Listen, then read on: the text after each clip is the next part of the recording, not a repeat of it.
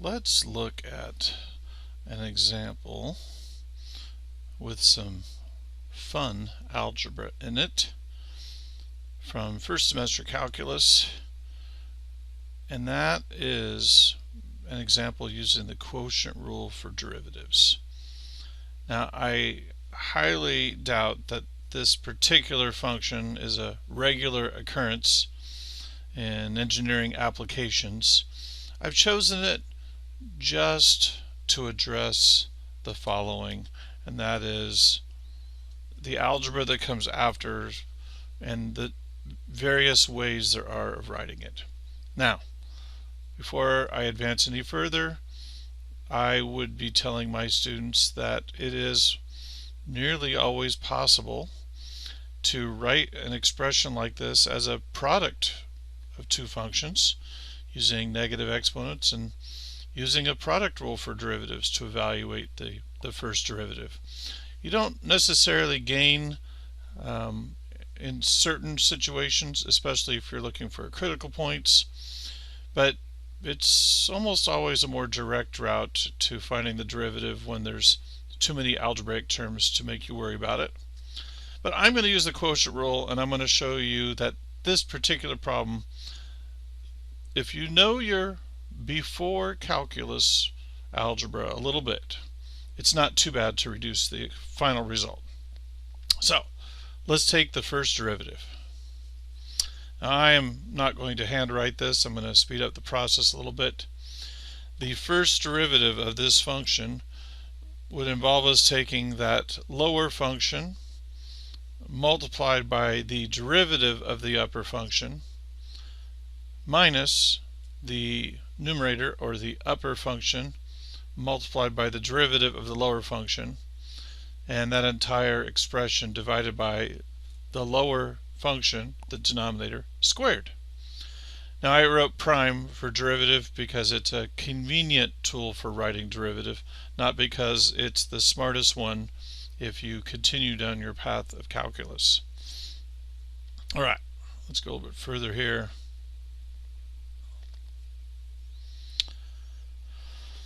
All right, the derivative of sine is cosine. That's not too scary. The derivative of this expression, FYI, or for your information, that's an expression to the half power, that's square root. So it's 1/2 multiplied by the expression to the negative 1/2 power.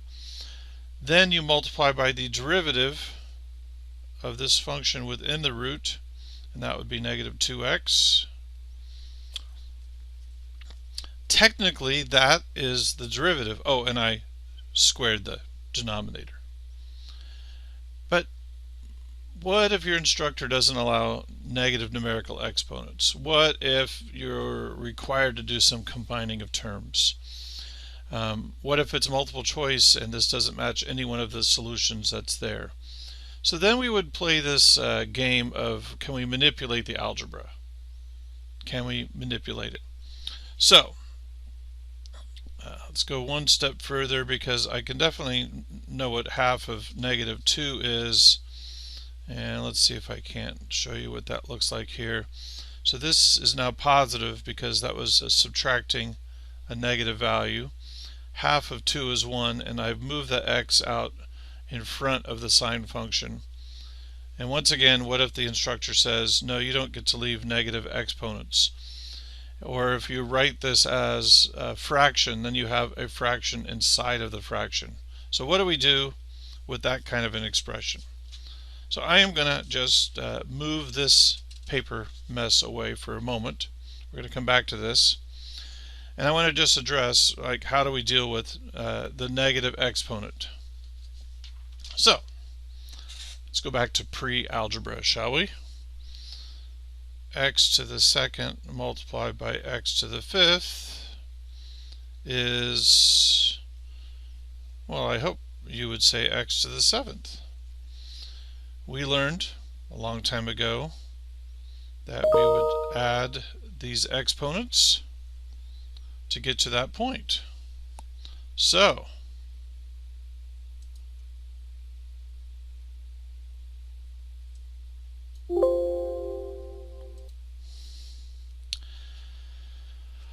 Later in mathematics, we can show that this trick works for all real numbers, but the next version of this trick we learned is, what if there was a negative exponent? And that would become x to the third power. We very rarely write this addition of exponents. As I tell my students, it's kind of the difference between lazy and efficient. When we know what we're doing, it's too much work to write that down. I'm not being lazy, I'm being efficient. Now, what if it was this? Well, there's two ways we could look at it. One way would be to see this is 1 over x multiplied by x, and that should be 1.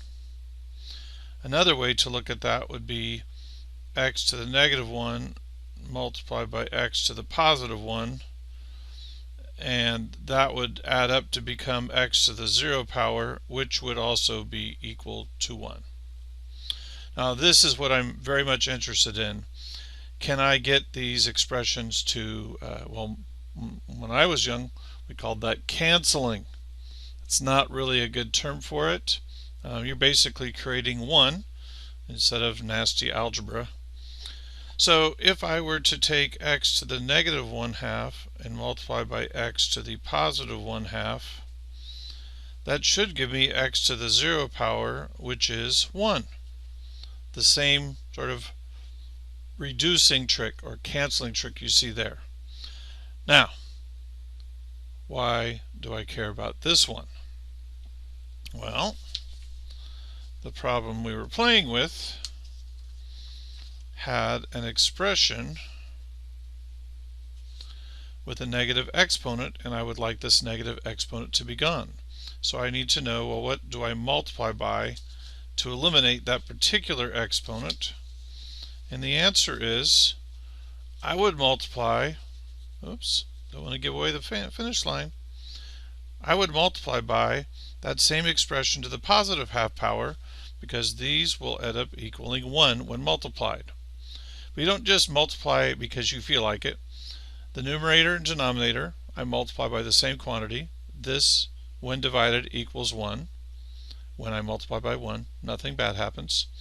I also have to distribute this times this, and this times this. So let's show the finished result. And make sure it fits on our screen, all of it. So this times this is like having a square root times the square root, which they'll undo each other, 9 minus x squared, cosine x. This times this is equal to 1, so you don't see it here anymore. And this times this, there's so many ways of writing this. I wrote it as the 3/2 power. You could call it 9 minus x squared times the square root of 9 minus x squared. There are so many ways of writing this solution. The purpose of this little short video was to help bring to light some of those tricks of algebra that we don't need them all the time, but when we do need them, they're kind of a big deal. Ultimately, I'm going to call this one our clean and reduced version of the first derivative. Okay, until next time.